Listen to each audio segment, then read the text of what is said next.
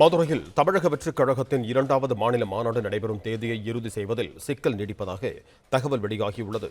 இது தொடர்பான கூடுதல் விவரங்களோடு இணைகிறார் எமது செய்தியாளர் மகேந்திரன். வணக்கம் மகேந்திரன், உங்களிடம் இருக்கும் தகவல்களை சொல்லுங்க. தமிழக வெற்றிக் கழகத்தின் 2வது மாநில மாநாட்டு தேதியை இறுதி செய்வதில் தொடர்ந்து சிக்கல் நீடித்து வருவதாக தகவல் வெளியாகியிருக்கிறது.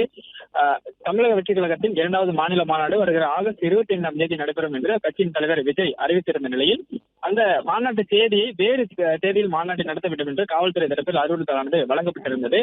குறிப்பாக வருகிற 27ஆம் தேதி விநாயகர் சதுர்த்தி பண்டிகை கொண்டாடப்பட உள்ள நிலையில் பாதுகாப்புக்கு காவலர்கள் தேவைப்படுவார்கள் என்பதால் 25ஆம் தேதி நடைபெறக்கூடிய மாநாட்டிற்கு பாதுகாப்பு வழங்குவதில் சிக்கல் இருப்பதாக காவல்துறை தரப்பில் சொல்லப்பட்டிருக்கிறது. இதனால் மாநாட்டு தேதியை வேறு தேதியில் மாநாடு நடத்த வேண்டும் என்று காவல்துறை தரப்பில் அறிவுறுத்தலானது வழங்கப்பட்டிருந்தது.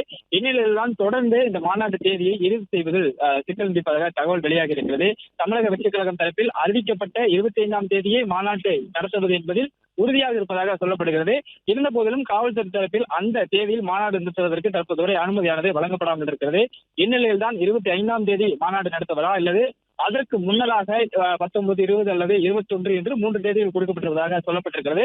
இந்த 3 தேதிகளில் ஏதாவது ஒரு தேதியை தேர்வு செய்து அந்த தேதியில் மாநாட்டு தரப்பில் அறிவுறுத்தல் வழங்கப்பட்டதாகவும் சொல்லப்பட்டிருக்கிறது.